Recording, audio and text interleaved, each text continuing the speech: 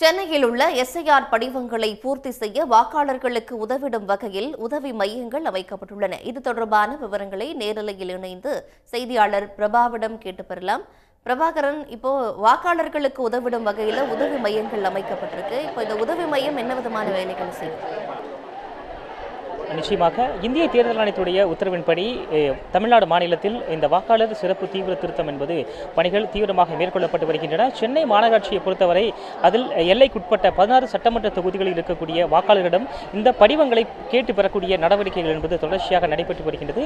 இருப்பினும் இந்த படிவங்களை நிரப்பக்கூடியவை என்ன, அதில் இணைக்கக்கூடிய அந்த ஆவணங்கள் தொடர்பாக பல்வேறு திருத்தங்கள், பல்வேறு ஒரு சந்தேகங்கள் வாக்காளருக்கு இருப்பதையொட்டி சென்னை மாநகராட்சி சார்பில் வாக்காளர் உதவி மையங்கள் என்பது அமைக்கப்பட்டிருக்கின்றன. சென்னையில் 947 மையங்கள் அமைக்கப்பட்டிருக்கின்றன. அனைத்து வாக்குச்சாவடிகளிலும் இந்த உதவி மையங்கள் என்பது அமைக்கப்பட்டிருக்கின்றது. இந்த வாக்குச்சாவடியில் அமைக்கப்பட்டிருக்கக்கூடிய உதவி மையங்கள் இன்று முதல் வரக்கூடிய 25ஆம் தேதி வரை செயல்படுகின்றன.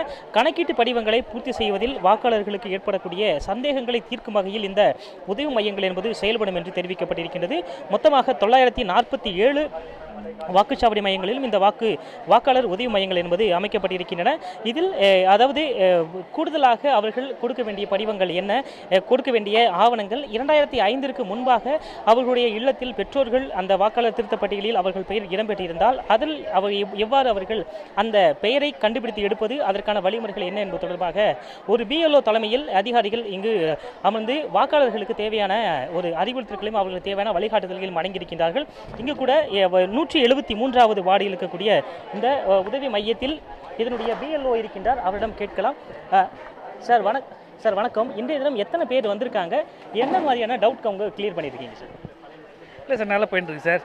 இப்போ நிறைய பேர் வந்தாங்க, அப்ளிகேஷன் வாங்கினாங்க, திருப்பி எங்கிட்ட சரண்டர் பண்ணிட்டாங்க. நல்லா போகுது, நல்லா புரிஞ்சுக்கிட்டாங்க, சொல்கிறதே நல்லா புரிஞ்சுக்கிறாங்க, ஃபில்லப் பண்ணுறாங்க. சில தெரியாத வந்து நாங்களே ஹெல்ப் பண்ணுறவங்க. நல்லா போகுது சார்.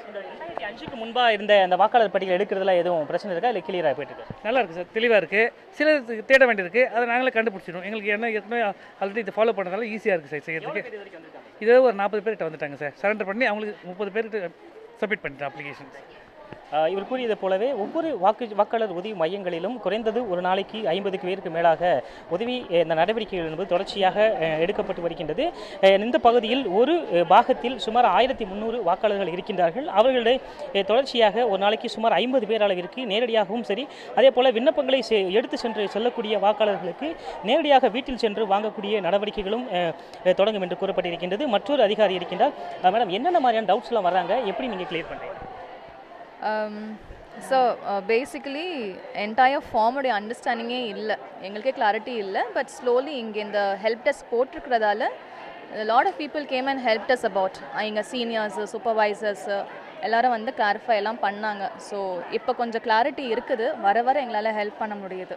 நிறைய பேர் வந்துட்டு ஃபேமிலியில் அவங்களுடைய பிள்ளைங்க வெளியூரில் இருப்பாங்க, பேரண்ட்ஸ் இங்கே இருப்பாங்க. அவங்க எப்படிலாம் வந்து அவங்க பிள்ளைங்களுக்கு அந்த தேவையான சைனை வந்து இங்கே பண்ண முடியுமா, அது டவுட்ஸ் கேட்குறாங்களா, கிளியர் பண்ணுறீங்க? இப்போது sign verification as long as I can understand it is not there. இது வந்து அவங்களுடைய ரெசிடென்சஸ் வெரிஃபிகேஷன் இங்கே இருக்குது.